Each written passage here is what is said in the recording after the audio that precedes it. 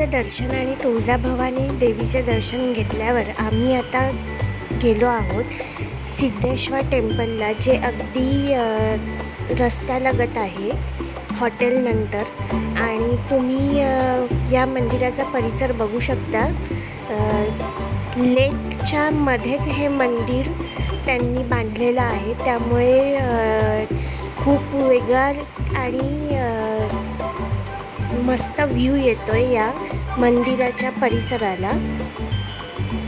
आजूबाजूने लेक आहे, त्यामुळे या मंदिराची शोभा खूप वाढते. सिद्धेश्वर मंदिर असं या मंदिराचं नाव आहे. इथे पाय धुवून आम्ही पुढे जात आहोत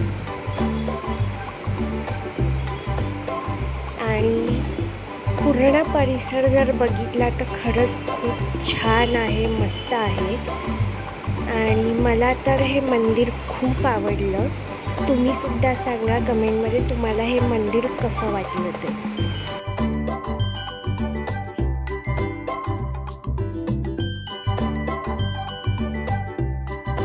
तुम्ही बघू शकता की मंदिराचं बांधकाम खूप सुंदर पद्धतीने केलेलं आहे. आणि याच मंदिरात एका ठिकाणी शंकराची मूर्ती मला दिसली. आणि अशा पद्धतीचं हे पूर्ण मंदिर आहे आणि ही मूर्ती खरंच खूप सुंदर आहे. सो जसं की मी म्हटलं की आजूबाजूला तलाव आहे, तर तुम्ही बघू शकता हा तलाव खूप मस्त आहे. आणि इथेच गणपतीचं विसर्जन सुद्धा करतात.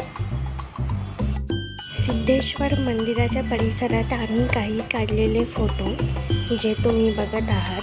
खरंच खूप मंदिर छान होतं, प्रसन्न होतं आणि आजूबाजूला लेक असल्यामुळे खूप छान वाटलं.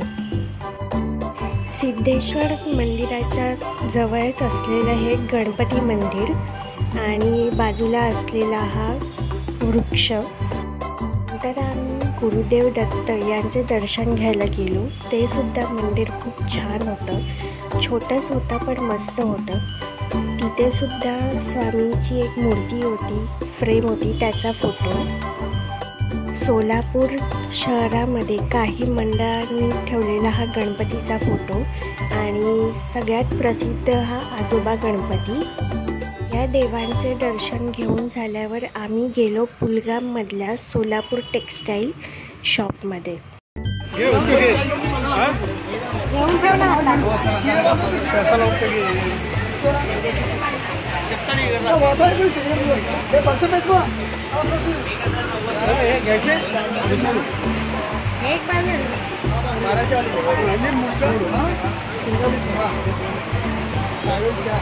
गोल्ड अजून काय बघितलंच नाही तर हॅलो हाय, आम्ही आता आलो पुलगाम टेक्स्टाईल. खूप वेगवेगळी व्हरायटी आहे. या बॅगा आहेत, तिथे बेडशीट, डबल बेडशीट आहे.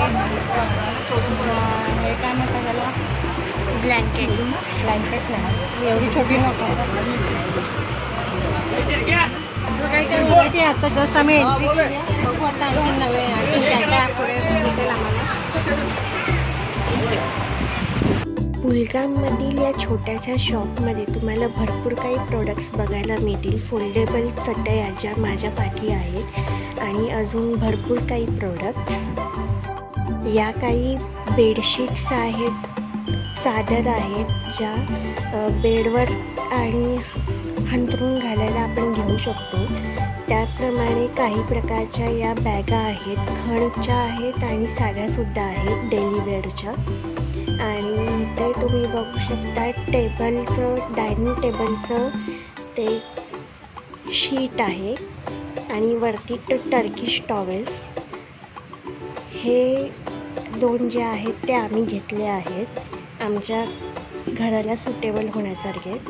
आणि इथेच साड्या, ड्रेस मटेरियलसुद्धा आहे.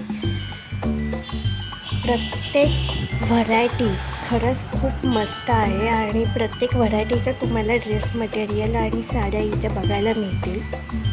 सो तुम्हीसुद्धा या पुलगाम टेक्स्टाईल मार्केटमध्ये या आणि तुम्हाला जे आवडेल ते तुम्ही शॉपिंग करा. हा एक त्यांनी सुंदर अनकॉमन कलरचा ड्रेस पीस आम्हाला दाखवला, जो खरंच खूप मस्त होता. सो आम्ही आता जात आहोत हॉटेलच्या दिशेने. रूममध्ये मी आणि मम्मीने एक सेल्फी काढला आणि तसंच आमचं आता बॅकपॅकिंगसुद्धा झालं आहे. मुंबईच्या दिशेने आम्ही रिटर्न प्रवास करणार आहोत. रूमसुद्धा आवरून झाली आहे. आमचं सगळं सामान घेतलं आहे आम्ही. तरी सोलापूरची आमची ट्रिप मस्त झाली, मेमोरेबल झाली. व्लॉग बनवताना मला खूप मजा आली आणि खूप मस्त वाटलं.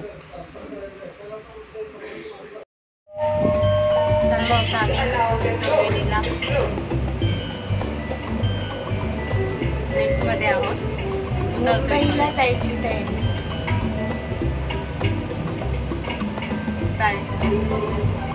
फायनली आम्ही हॉटेल नमनमधून इव्हनिंगला चेकआउट केलं आहे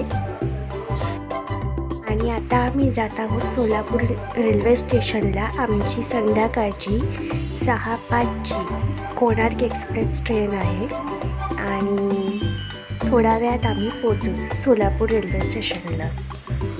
सो फायनली आता सोलापूर स्टेशनला आम्ही आलो आहोत आणि अजून खूप बराच टायमिंग आहे आमची ट्रेन यायला. सो तोपर्यंत आम्ही वेटिंग रूममध्ये वेट करू. सोलापूर स्टेशन मला खरंच खूप आवडलं.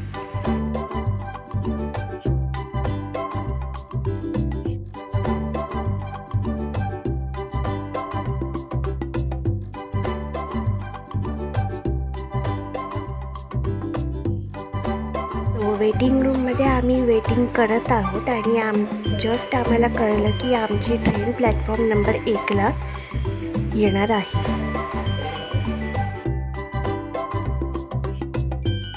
फायनली आमची ट्रेन आली आहे आणि मुंबईच्या दिशेने आमचा आता प्रवास सुरू झाला आहे आणि आम्ही आमच्या सीटवर सुद्धा बसलो आहोत. ट्रेनमध्ये काही आमचे सेल्फीज, जे एक मेमरी राहील सोलापूरची जर्नी. हॉटेल नमनच्या बाहेर काढलेले काही फोटोज, जी हॉटेल नमनची सुद्धा एक मेमरी राहील. हे आमचे रिक्षावाले काका ज्यांनी आम्हाला अक्कलकोट आणि तुळजापूरचं दर्शन घडवून दिलं. आणि हा बाकीचा बाहेरचा एरिया हॉटेलच्या. आणि फायनली हॉटेलला बाय बाय.